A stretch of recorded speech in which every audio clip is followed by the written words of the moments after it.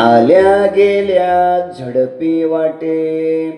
अभंगाच्या पहिल्या चरणामध्ये जगद्गुरु संत तुकाराम महाराज देवाचा परिचय करून देतात, व्यतिरेकी परिचय करून देतात. आता परिचयाचे पुन्हा दोन प्रकार, एक व्यतिरेकी परिचय आणि दुसरा अन्वयाचा परिचय. तुमच्या डोक्याला उगाच ताण करून घेऊ नका. परिचय करून देतात एवढं बी डोक्यात ठेवलं तुम्ही तरी चालतंय चालतंय. त्याला उगाच लय ताण करायचं. दिवसभर शेतातलं काम करून करून तापून तापून लोक कीर्तनाला आलेले असतात. पुन्हा कीर्तन करणे तापच द्यायचा. परिचय करून देतात. काय परिचय करून दिलाय?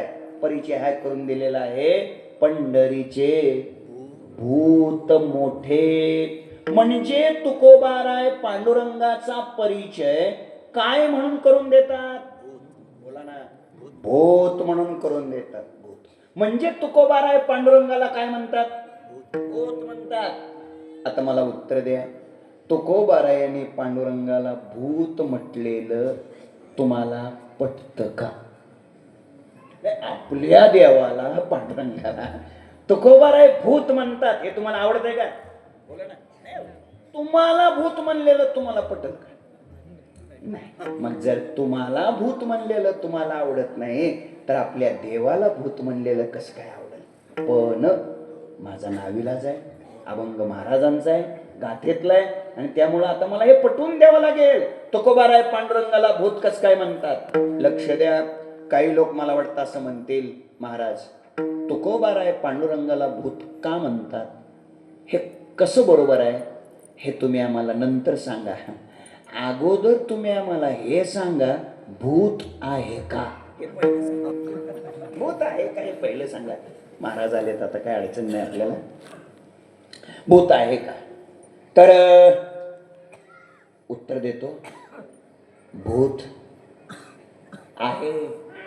जास्त ताण करून घेऊ नका. आहे आहे. हे बघा, तुम्हाला देव मान्य आहे का? मग देव ज्याला मान्य आहे त्यानं मोकळ्या मनानं भूत मान्य करायचं. विषय संपला. नक्की नक्की भूत आहे. भूत आहे. काय आहे? इतिहास आहे. इतिहास आहे. नवनाथ ग्रंथातला 5वा अध्याय वाचा, ते सगळं कळलं. मग आहे का? अजून इतिहास सांगतो. तुलसीदास प्रभूना राम प्रभूचं दर्शन भूताने करून दिलं, हा इतिहास आहे. भूत आहे. भूत आहे. काय आहे? पूर्वी भूतांची राहण्याची ठिकाणं वेगळी होती. काय श्रोते तयार आहेत, पुढचं सांगून देत नाही. कुठं असायचं पूर्वी भूत? एखाद्या अंधाऱ्या खोलीत. बरोबर. कुठं असायचं पूर्वी भूत? एखाद्या पांदणीचा रस्ता, काय म्हणतात तिकडे, पांदण असं असं तिथं असायचं. कुठं असायचं पूर्वीच्या काळात भूत? असे अंधारी खोली, पांदणीचा असं असं भूत असायचं. आता राहिलं नाही. आता प्रगती झाली, विकास, जिकडे तिकडे दर्जेदार असे सिमेंटचे रस्ते झाले. भूताने कुठं राहायचं? कुठं राहायचं? फार अवघड झालं. काय रस्ते झाले महाराज. एक सांगतो, मी रात्रीच्या कीर्तनापासून आतापर्यंत 800 किलोमीटर प्रवास केलाय. तरी सुद्धा मी 10 वाजेपर्यंत नक्की बोलेन. त्याचं एकमेव कारण आहे, म्हणजे घाबरू नका, 9ला थांबतो. त्याचं एकमेव कारण आहे रस्ता चांगला असल्यामुळं. आणि म्हणून आजही आम्हाला स्वाभिमान वाटतोय बिचाऱ्या नितीन गडकरींचा. स्वाभिमान वाटतो. महाराज रोज 400 किलोमीटर गाडीत बसल्यावरच कळतं रस्त्याची काय किंमत आहे. इतके उत्तम रस्ते, इतके दर्जेदार रस्ते, पोटातलं पाणी हलत नाही, इतके चांगले रस्ते. समृद्धी आहे ना. इकडे शिल्लोड झाले का? खाली झाले ना. जळगाव झाले ना. Cement road. किती रस्ते चांगले. म्हणून आम्ही आवडीनं बिचाऱ्या नितीन गडकरींना आवडीनं, आम्ही त्यांना नितीन गडकरी नाही म्हणत, आम्ही त्यांना नितीन रोडकरी म्हणतो. काय म्हणतो? नितीन रोडकरी. आम्ही त्यांचं अजून एक नाव ठेवलंय, नितीन पुलकरी. काय उड्डाण फुल आहेत महाराज. किती झाली नावं? दोन. पहिलं नितीन रोडकरी, दुसरं नितीन पोलकरी, अजून एक त्यांचं तिसरं नाव ठेवलंय आम्ही, नितीन रोडकरी. उशीर लागतो थोडा. असू दे असू दे. मी काय सांगायला लागलोय, तर आता रस्ते चांगले, भूताने राहायचं कुठं? जिकडे तिकडे लख प्रकाश, सौर ऊर्जा, सौर प्रकल्प, कुठे राहायचं भूताने? आणि म्हणून आता सध्या सगळी भूत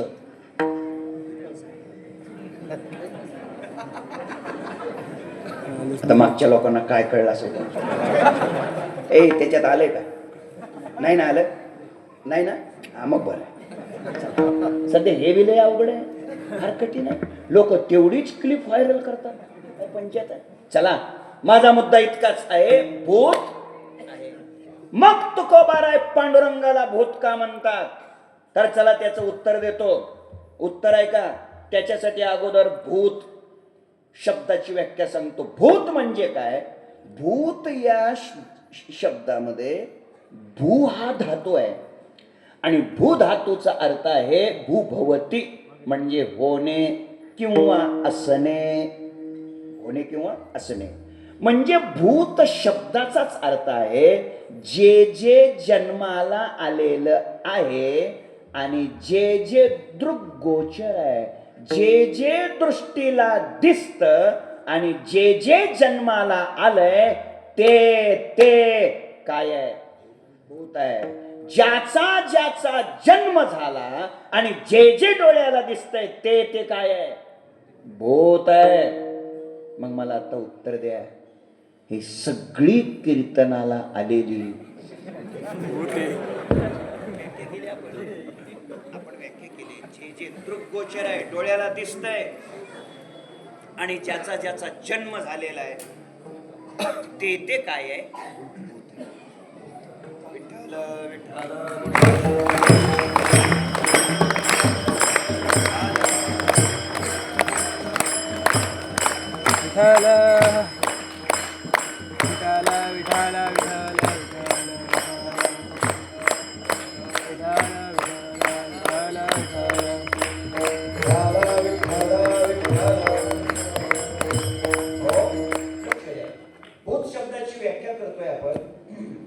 भूभवती म्हणजे होणे किंवा असणे. ज्याचा ज्याचा जन्म झालाय आणि जे जे दृष्टीला दिसतं ते ते काय आहे? भूत आहे. आता मग प्रमाण देतो. तुकोबाराय ज्ञानोबारायाची, तुकोबाराय सांगतात, ज्ञानोबाराय सांगतात, जे जे भेटे भूत ते ते म्हणजे भगवंत. जे जे दृष्टीला दिसतंय, ज्याचा ज्याचा जन्म झालाय ते ते काय आहे? भूत आहे. लक्षात ठेवा. प्रमाण आहे तुकोबारायची, भूती देव म्हणून भेटतो या जना. तिथं भूत शब्दाचा अर्थ काय? मग स्मशानातलं घ्यायचं का? किंवा भूतांची दया हे भांडवल संता. तिथं भूतांची म्हणजे काय? सगळे प्राणी मात्र, सगळे लोक. म्हणजे ज्याचा ज्याचा जन्म झाला आणि जे जे दृग्गोचर आहे, दृष्टीला दिसतंय ते ते काय आहे? भूत. आणि म्हणून ही सगळी की काय बिघडा लक्षात. मग तुकोबाराय पांडुरंगाला भूत का म्हणतात? तर चला त्याची दोन उत्तर देतो. पहिलं उत्तर हे आहे, उपमान पदार्थ आणि उपमेय पदार्थ या दोन्ही मध्ये सादृश्य असावं लागतं असं शास्त्र आहे. आता बघा, उपमान आणि उपमेय का नाही कळलं? उपमान पदार्थ आणि उपमेय पदार्थ या दोन्ही मध्ये सादृश्य असावं लागतं असं शास्त्र आहे. कळलं नाही का हे वाक्य? कळलं नाही, सोपं करतो. ज्याला उपमा दिली ते आणि ज्याची उपमा दिली ते या दोन्ही मध्ये सारखेपणा असावा लागतो. आता कळलं का? आता इथं उपमा कोणाला दिली? पांडुरंगाला. आणि कोणाची दिली? भूताची. मग या दोन्ही मध्ये काय असला पाहिजे? सारखेपणा असला पाहिजे. तरच ती उपमा बरोबर असते. सांगतो, सारखेपणा सांगतो. या दोन्हीतला सारखेपणा काय आहे? पहिलं सादृश्य आहे रूपसादृश्य आणि दुसरं सादृश्य आहे गुणसादृश्य. ऐका, रूपसादृश्य पहिलं सांगतो. पहिलं सारखेपण काय आहे सांगतो. तर पहिलं सारखेपण असं आहे, भूत पाहिल्यानंतर आपल्या अंतःकरणामध्ये काय निर्माण होते? भीती. काय निर्माण होते? भीती. आणि आता सांगा, देव पाहिल्यानंतर सुद्धा अंतःकरणात काय निर्माण होते? घाबरू लागले का? सांगतो. श्रीमद भगवद्गीतेच्या 11व्या अध्यायामध्ये भगवंताचं विश्वरूप पाहिल्यानंतर अर्जुन रावाच्या अंतःकरणात, आता बोला, काय निर्माण झाली? भीती निर्माण झाली. आणि किती भीती निर्माण झाली? ओव्या पहा तुम्ही. अर्जुनराव तिथं देवाला म्हणतायत, देवा हे काय दाखवलं तू? हे असलं काय दाखवलं? वाचवी या स्वरूप महाप्रलयापासून तिथं ओवे आहेत. अर्जुनराव म्हणतायत, देवा अरे हे तू काय दाखवलं? मनोनी वेगी प्रसन्न होई देवराया, संवरी आपुली हे माया, काडी माते महाभयापासून या. मला भीतीतून बाजूला काढ, मी घाबरलोय. किती घाबरलोय? ओव्या सांगतो. ज्या मज संहार रुद्र वासिपे, ज्या मज भेने मृत्यू लपे, तोही मी आहाळ बहाळी कापे आईशी तोआ केले. अर्जुनाचं तिथं बोलणं आहे, अरे देवा मला पाहिल्यानंतर संहार समयीचा रुद्र पळून जातो, मला पाहिल्यानंतर मृत्यू लपून बसतो. असा मी अर्जुन, पण तुला पाहिल्यानंतर मी थर थर थर थर कापायला लागलोय. मी घाबरलोय, भीती झाली. मला हे याच्यातून बाजूला काढ. अजून ओवी देतो. भगवान किती गोड ओवी आहे ज्ञानोबरायची. अर्जुनाच्या मुखातली ओवी आहे, अहो देहो पार्थिव कीर जाये, ययाची काकुलती कवना आहे, परी आता चैतन्य माझे विपाये वाचे की न वाचे. अर्जुनाचं म्हणणं आहे, आता माझा हा देह मरेल याचं मला दुःख वाटत नाही, पण आता माझं चैतन्यच वाचतं की वाचत नाही असं वाटायला लागलंय. तुम्ही जागेत, चैतन्य कुठं मरत असतं वय? पण अर्जुन म्हणतोय माझं चैतन्यच वाचल की नाही वाचल असं वाटतंय. थोडक्यात काय, देवाला पाहिल्यानंतर अर्जुनाच्या अंतःकरणात बोला भीती निर्माण झाली, आणि भूताला पाहिल्यावर भीती निर्माण होते. म्हणजे भीती या सादृश्याला जर पकडलं, भीती या सारखेपणाला जर पकडलं, तर भूताला पाहिल्यानंतर भीती आणि देवाला पाहिल्यानंतर भीती. म्हणून भीती या सादृश्याला जर पकडलं तर तुकोबारायाचं पांडुरंगाला भूत म्हणणं बरोबर आहे. झालं एक. दुसरं सांगतो, दुसरं आहे का, भूत दिसत का? बोला ना. नाही. मग भूत नाही का? आहे. म्हणजे असून सुद्धा दिसत नाही. चांगलं लक्ष द्यायचं, झोपायचं नाही. असून सुद्धा दिसत नाही. कोण? भूत. चला, देव दिसतो का? बोला ना. नाही. चला, देव नाही का? आहे. म्हणजे असून सुद्धा दिसत नाही. कोण? मग झालं की सदृश्य. असून सुद्धा न दिसणं हे कलम, हा नियम घटनेतला, हा कायदा देवालाही लागू, भूतालाही लागू. बरोबर. असून सुद्धा दिसत नाही. कोण? देव. आणि असून सुद्धा दिसत नाही. कोण? भूत. आता या दोन्हीला ज्ञानोबारायाची ओवी देतो. ज्ञानोबाराय सांगतात, जैसा जना माझी खेचरू, असतची जनानो हे कोचरो, तैसा शरीरी परी संसारू नोळखे तया ते. काय गोड बोलतात ज्ञानोबा. असून सुद्धा न दिसणं या सादृश्याला जर पकडलं तर तुकोबारायाचं पांडुरंगाला भूत म्हणणं बरोबर आहे. म्हणून पंढरीचे भूत. पुढे का अजून त्याला एक विशेषण लावलंय. काय लावलंय विशेषण? कोणतं? मोठे. पंढरीचे भूत मोठे मोठे. ज्या अर्थी तुकोबाराय पांडुरंगाला मोठं भूत म्हणतात त्या अर्थी छोटी छोटी भूत असली पाहिजे. तुकोबाराय पांडुरंगाला मोठं भूत का म्हणतात याची दोन उत्तर देतो.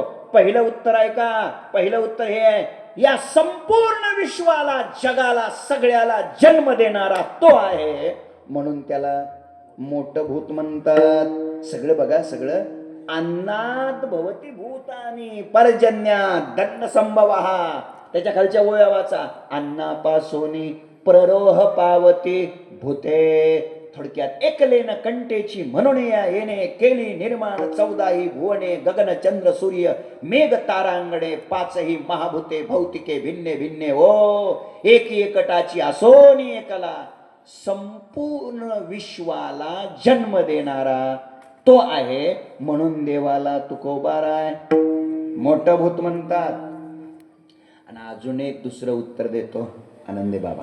अजून एक दुसरं उत्तर देतो महत्वाचं. तुकोबाराय पांडुरंगाला भूत मोठं भूत का म्हणतात तर दुसरं उत्तर असं आहे, ज्ञानेश्वरीमध्ये ज्ञानोबारायांनी 7व्या अध्यायात एक भूत सांगितलंय आणि 14व्या अध्यायात एक भूत सांगितलंय.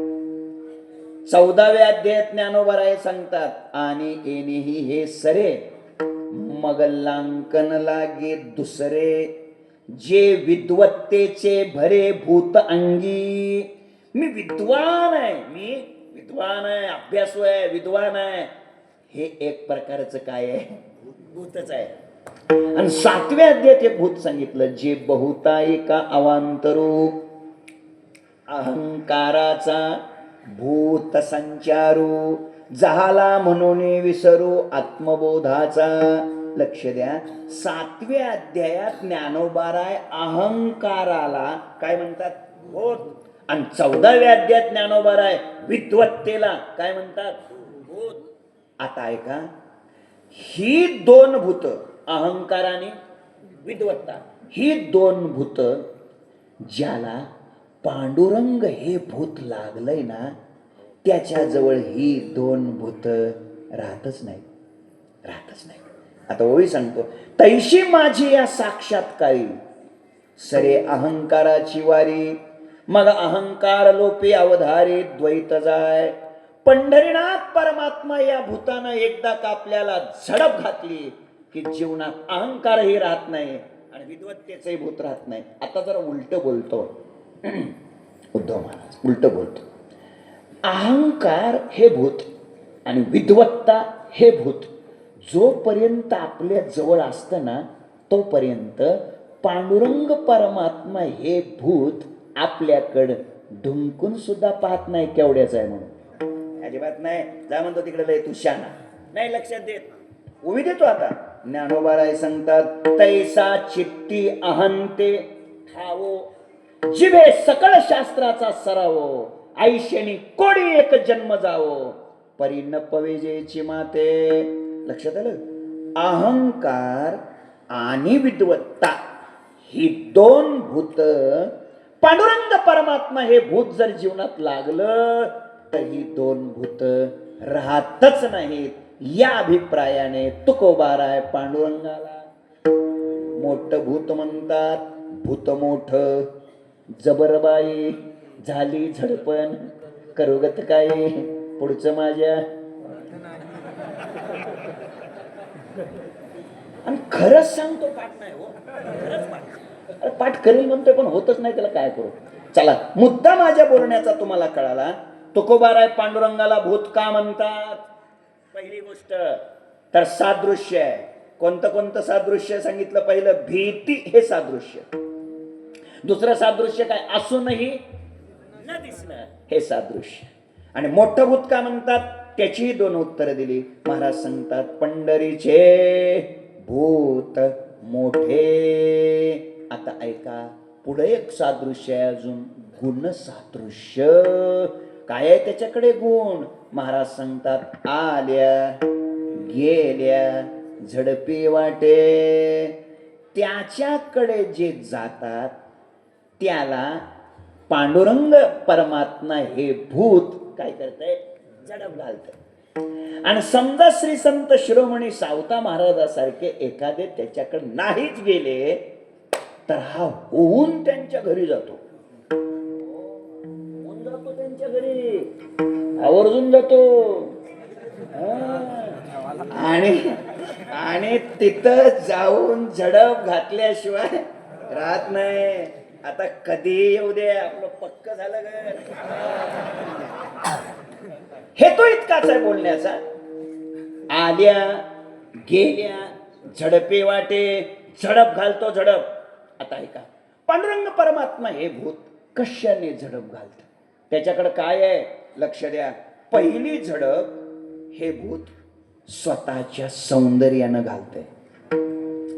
दुसरी झडप हे भूत ओठातल्या मंजूळ शब्दाने घालतंय.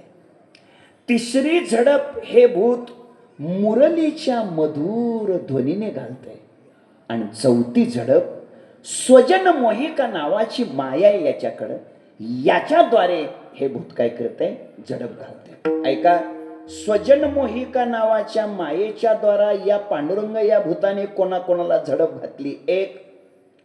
मुरलीच्या मंजूळ ध्वनीने यानं कोणाकोणाला झडप घातली? दोन.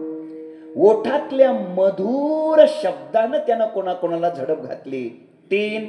आणि स्वतःच्या सौंदर्यानं त्यानं कोणाकोणाला झडप घातली? चार. मला वाटतं या चारीची मी सविस्तर उत्तर आणि दृष्टांत जर सांगायला लागलो तर तुम्हाला सुद्धा झडप लागण्याची शक्यता दाट आहे. आणि म्हणून हा सगळा प्रकार मी आपल्या पुढे सांगू इच्छित नाही. एकच सांगतो, त्याच्या सौंदर्यानं तो कसा झडप घालतो, किती झडप घालतो महाराज. त्याचं सौंदर्य कसं आहे? वेळ लागलं जातं, वेळ. इतकं सौंदर्य आहे महाराज, एवढं सौंदर्य आपल्याला माहित आहे. दामाची पंताची खंडणी देण्याकरता स्वतः परमात्मा गेले, मोहराचा ढीग लावला आणि त्या बिदरच्या बादशहानं पाहिलं. लक्ष द्या, पाहिलं. शेवटी भगवंताच्या मनात आलं, विटोधेडाचं रूप धारण केलं होतं देवानं. शेवटी विचार केला, काहीही झालं तरी चालल, पण हा बादशाह आपल्या भक्ताच्या सहवासात आलेला याचा उद्धार केला पाहिजे. भगवान पंढरीनाथ परमात्म्याने आपला फक्त एक दात त्याला दाखवला, एका दाताचा प्रकाश दाखवला. आणि महाराज एका दाताच्या प्रकाशाने तो राजा मूर्छित झाला, बेहोश झाला. एका दाताचा एवढा दैदिप्यमान प्रकाश होता, तो बेहोश झाला. त्याला वेळ लागलं. शुद्धीवर येऊन पाहतोय तर विठोदेड निघून गेले, दिसत नाही. आणि मग त्यांना अगोदर विचारलं होतं, आपका नाम क्या है? बोले हमारा नाम विठोदेड है. कहाँ रहते? आप पंढरी में रहते हैं. आणि मग त्या राजाला वेळ लागलं.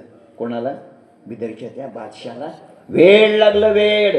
प्रकाश किती मिळाला होता बघायला, सौंदर्य किती मिळालं होतं? फक्त एका दाताचा प्रकाश पाहिला होता.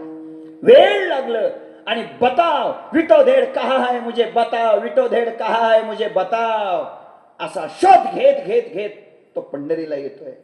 आजही राऊळाच्या अत्यंत नजीक त्याची समाधी आहे. माझा मुद्दा इतकाच आहे, भगवंताच्या एका दाताच्या प्रकाशानं जर त्या काळातल्या यवनयातीच्या राजाला, क्रूरवृत्तीच्या हिंसक वृत्तीच्या राजाला जर वेळ लागत असेल तर जगद्गुरु तुकोबा सरायासारख्या महात्म्याला पांडुरंगानं सगळं रूप दाखवलंय. का वेळ लागणार नाही? हो, का वेळ लागणार नाही? का झडप घालणार नाही? आल्या गेल्या झडपी वाटे. काय त्याचा प्रकाश, केवढा त्याचा प्रकाश आहे, किती तो सुंदर आहे. किती, एक थोडे 2-4 मिनिटं वाढतील एखाद्या वेळेस. तो किती सुंदर आहे बघा, किती सुंदर आहे. काय झालं ते नल आणि दमयंती, नल दमयंती, दमयंती रूपानं सुंदर होती. ती नल राजाला द्यायची होती, पण देवांना मोह आवरला नाही. 4 देवांनी डुप्लिकेट नळाची रूप धारण केली. नळाची म्हणजे पाण्याचा नळ नव्हे, नळ नावाचा राजा.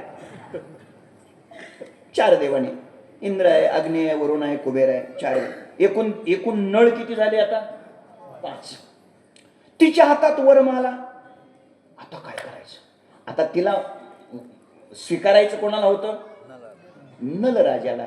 आता नल किती दिसत आहेत? 5. काय करावं? पण तिच्या कानात सांगण्यात आलं काय, की देव वेगळे आणि मनुष्य वेगळा. म्हणजे काय? ज्यांचे पाय जमिनीला चिटकलेले नसतात, ज्यांच्या पापण्याची उघडझाप होत नाही, ज्यांच्या शरीराची सावली पडत नाही आणि ज्यांच्या अंगाला बगलेत काकेला घाम येत नाही, ठरवायचं ते देव असतात. आजही तुम्हाला जर कोणी असे भेटले आणि ते जर तुम्हाला म्हणायला लागले मीच देव आहे, माझीच पूजा करा, माझाच फोटो देवाऱ्यात ठेवत जा, माझीच आरती करीत जा, असं जर तुम्हाला कोण भेटलं तर त्याच्याकडे हे 4 निकष लागतात का बघायचं. त्याचे पाय जमिनीला टेकलेले नसावे, शरीराची सावली पडत नसावी, पापण्याची उघडझाप होत नसावी, अंगाला घाम येत नसावा, आणि 5वी गोष्ट तो जिवंत असावा. चला विस्तार होईल या सगळ्या गोष्टीचा. दमयंतीनं ओळखलं हे 4 देव आहेत म्हणून, आणि मग खऱ्या नळाला तिनं काय केली? माळ घातली. चला, देव नाराज झाले, निघून गेले. मला मुद्दा थोडा पुढचा सांगायचा आहे. स्वर्गातल्या देवांना सुद्धा दमयंती आपल्याला मिळावी असं का वाटलं? तर त्याचं उत्तर आहे, ती स्वरूपाने सुंदर होती. ती स्वरूपाने सुंदर का होती याचं उत्तर देतो. ब्रह्मदेवाने जेव्हा दमयंतीला बनवलं तेव्हा दमयंतीचा चेहरा बनवत असताना, जागवा, दमयंतीचा चेहरा बनवत असताना ब्रह्मदेवानं चंद्रावरची मुठभर माती घेऊन तिच्या चेहऱ्यात टाकली होती. कोणाच्या? दमयंतीच्या. कुठली माती? चंद्रावरची. चंद्रावरची मुठभर माती घेऊन तिच्या चेहऱ्यात टाकली होती, म्हणून तिचा चेहरा इतका सुंदर झाला होता, स्वर्गातल्या देवाला सुद्धा त्या चेहऱ्यानं वेळ लावलं होतं. बरोबर? तुम्ही जागेत राहायची. चंद्रावरच्या मुठभर मातीनं बनलेला चेहरा जर स्वर्गातल्या देवाला वेळ लावतो इतका सुंदर, तर मग असे कोट्यावधी चंद्र ज्याच्या कपाळावर विराजमान आहेत, तो भगवान किती सुंदर असे. राजस सुकुमार मदनाचा पुतळा, राजस सुकुमार मदनाचा पुतळा, राजस सुकुमार मदनाचा पुतळा, राजस सुकुमार मदनाचा पुतळा. रवी शशिकळा, रवी शशिकळा, लोमणीया वस्तुनी मळवर, चंदनाचे वस्तुनी मळवर,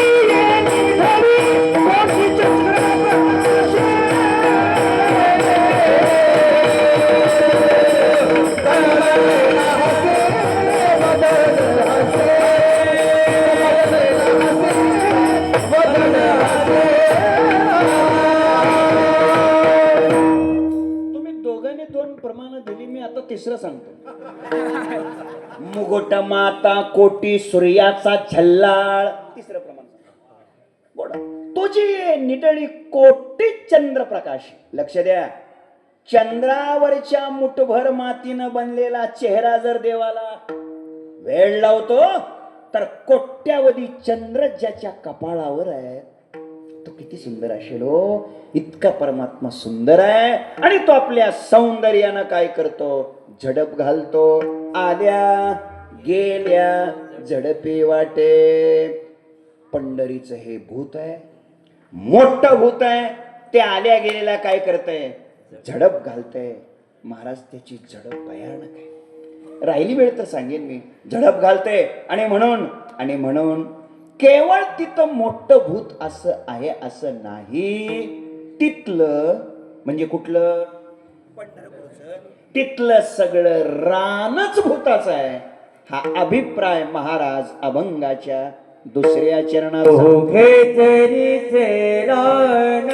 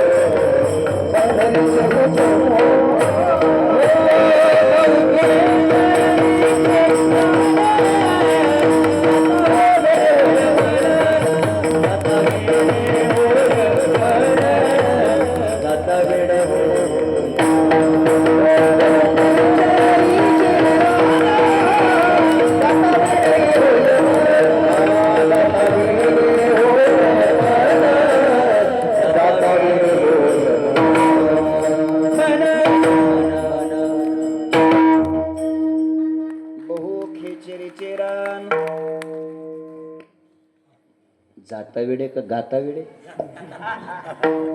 गाता विडे होय. बहु खेचेरीचे रान. तिथलं सगळं रान खेचरीचे म्हणजे भूताचं आहे. कुठलं रान, पंढरपूर. पुष्कळ भूत आहे तिथं. तिथं एक जोटिंग आहे. कुठं, जोटिंग. त्याची भेट घेतली की पुन्हा कोणाचीच भेट घ्यायची गरज नाही. सांगू का जोटिंग, आगविया संता एक वेळा भेटी पुंडलिक दृष्टी देखलिया. कळलं ना जोटिंग. तिथे एक हाडळ आहे. हाडळ समजते, तिथे एक हाडळ आहे. आहो तिला डोळ्यांनी पाहिलं ना बस, पुन्हा बाकीचं काहीच करायची गरज नाही. अवघीच तीर्थे घडती एक वेळा चंद्रभागा डोळा देखलिया. कळली ना हाडळ. हाडळ बी सांगितली, जोटिंग बी सांगितला. एकंदरीत तिथलं सगळंच रान भूताचं आहे. आणि तिथं गेल्यानंतर मन वेड होतंय. जाता वेडे होय मन. काय कमाल आहे हो, काय संताचे शब्द आहेत हो. तिथं गेल्यावर मन वेड होतंय असं तुकोबरायाचं म्हणणं आहे. आपला काय अनुभव, आपलं मन वेड होतंय का? तिथे गेल्यावर आपलं मन वेड होतंय का? नाही होत, नाही होत. का बरं, त्याची उत्तर देतो. पंढरी या क्षेत्राकडं, पांडुरंग या परमात्म्याकडं, चंद्रभागा या तीर्थाकडं, पुंडलिकराय या संताकडं आपला बघण्याचा दृष्टिकोन वेगळा आहे आणि संतांचा बघण्याचा दृष्टिकोन वेगळा आहे. आपण सामान्य माणसं, पंढरपूर सोलापूर जिल्ह्यातलं एक तालुका आहे, संपलं. त्याच्यापेक्षा काय अजून एक तीर्थक्षेत्र. ऐका, संताची नजर वेगळी आहे. संत पंढरीला पंढरी म्हणून बघत नाहीत. तेथील तृण आणि पाषाण तेही देव जाणावे. तिथलं गवत सुद्धा, तिथला दगड सुद्धा त्यांना काय दिसतोय हो? देव दिसतोय हो. आपल्याला चंद्रभागेतलं पाणी दिसतंय, त्यांना पाणी दिसत नाही, तिथं तीर्थ दिसतंय. लक्षात ठेवा, तीर्थ दिसतंय. हा फरक आहे. तिथं गेल्यानंतर मन वेड होतंय. जाता वेडे होय मन. आमचं मन कधी वेड झालं नाही अजून. वेड मन झालं पाहिजे. तिथं गेल्यानंतर मन वेड झालं पाहिजे. महाराज सांगतात तिथं गेल्यावर मन वेड होते. वेड. तिथलं रान भूताचं आहे, तिथं मोठं भूत आहे. म्हणून तुम्ही तिथं जाऊ नका. जाऊ नका कोणी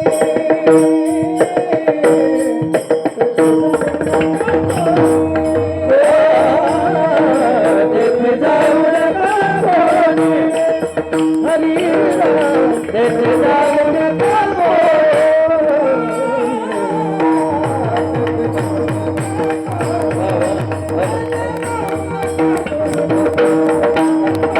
तेथे जाऊ नका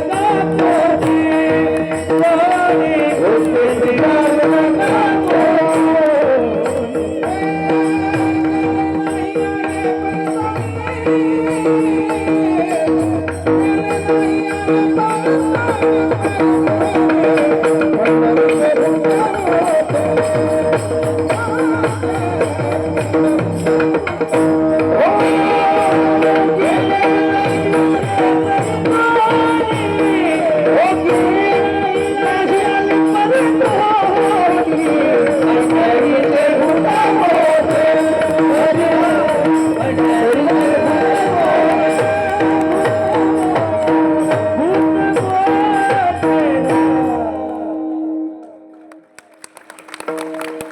तेथे जाऊ नका कोणी. तिसरं चरण चाललंय. तेथे जाऊ नका कोणी. तेथे म्हणजे कुठं? पंढरपूर. काय करू नका, जाऊ नका. असं कोण सांगतात? तुकाराम महाराज. लोक म्हणतील यांच्यात सुद्धा मेळ नाही गड्या. समजा आता उद्याचे कीर्तनकार पंढरपूरचेच आहेत, बरोबर आहे ना. आणि समजा त्यांनी जर उद्या येऊन इथं अभंग घेतला, पंढरीशे लोक म्हणतील रात्री पाटलानं सांगितलं तिथं, आज देशमुख सांगतात तिथं. काय कडे आहे का नाही काय कुठं काय? बरं, तेथे जाऊ नका कोणी असं कोण म्हणतंय? तुकाराम महाराज म्हणतात. तिथं अवघड झालं. तेथे जाऊ नका. मग खरंच तुकोबाराला सांगायचंय का तिथं जाऊ नका म्हणून? काय काय बहादर एवढंच प्रमाण ध्यानात ठेवत्या. महाराजांनी काय सांगितलंय? तेथे जाऊ नका. काय आला तर पंढरपूर असं म्हणतील ना. पण लक्षात ठेवा, इथं तेथे जाऊ नका कोणी याचा खरा अर्थ काय आहे? तिथं जा असाच आहे. म्हणजे कसं काय? असा काय असतं? एखादं पोरग शाळेत जात नसतं, आई त्याला शाळेत जा शाळेत जा शाळेत जा सांगून सांगून सांगून काय होते? वैतागते. शेवटी त्याला नाव इलाजानं वैतागानं आई म्हणते नको शाळेत जाऊ आणि बापाचं नाव काढू. याचा अर्थ शाळेत जाऊच नको आणि बापाच्या नावानं दिवा लावूच नको असा त्याचा अर्थ आहे का? नाही. शाळेत जाऊ नको याचाच अर्थ काय? शाळेत असा त्याचा अर्थ आहे. तसा तेथे जाऊ नका याचा खरा अर्थ काय आहे? चला, तेथे जाऊ नका कोणी. का बरं? का जाऊ नका? अरे बाबा, तिथं मोठं भूत आहे. तिथलं सगळं रान भूताचं आहे. तिथे गेल्यावर मन वेड होतंय. म्हणून तिथं जाऊ नका. काय असतं लोकांचं? हे करू नका म्हटलं की लोकांना वाटतं करूच बघू तरी काय होतं. लोकांचं नको म्हणलं ना, नाही बघूच नको जाऊ. नाही म्हणे जाणारच, काय बिघडतंय? तुकोबाराय म्हणाले अरे जाऊ नको. का जाऊ नको? त्याचं कारण आहे तिथं गेलेलं आतापर्यंत कोणी परत आलेलं नाही. तेथे जाऊ नका कोणी. पुढं काय? गेले नाही आले परत. गेले नाही आले परत. गेले नाही आले परत. तुम्ही जागे नाही का? गेले नाही आले परतून. अरे गेलेच नाही तर मग आले परतून कुठले हो? बघा म्हणून इथं थोडं व्याकरण लक्षात ठेवायचं. अभंगाचं चरण कसं आहे? ते जाऊ नका कोणी उभे रे. पुढं काय? गेले नाही आले परतून. पण ते म्हणताना नीट म्हणायचं. ते जाऊ नका कोणी गेले नाही आले परतून. मग सगळा गोंधळ होऊन जातो. गेलेच नाही परतून आले कसं काय? मग ते म्हणताना असं म्हणायचं. ते जाऊ नका कोणी गेले नाही आले परतोनी. गेले झाल्यावर स्वल्प विराम द्यायचा. गेले नाही आले परतोनी. नाहीतर गेले नाही. गोंधळ झाला सगळा. महाराज सांगतात तिथं गेलेलं आतापर्यंत कोणी परत आलेलं नाही.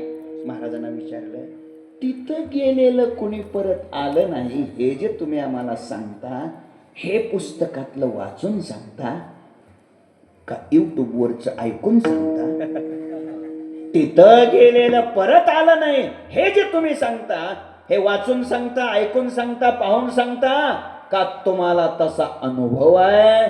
तुकोबार आहे तो अनुभव अभंगाच्या शेवटच्या चरणात.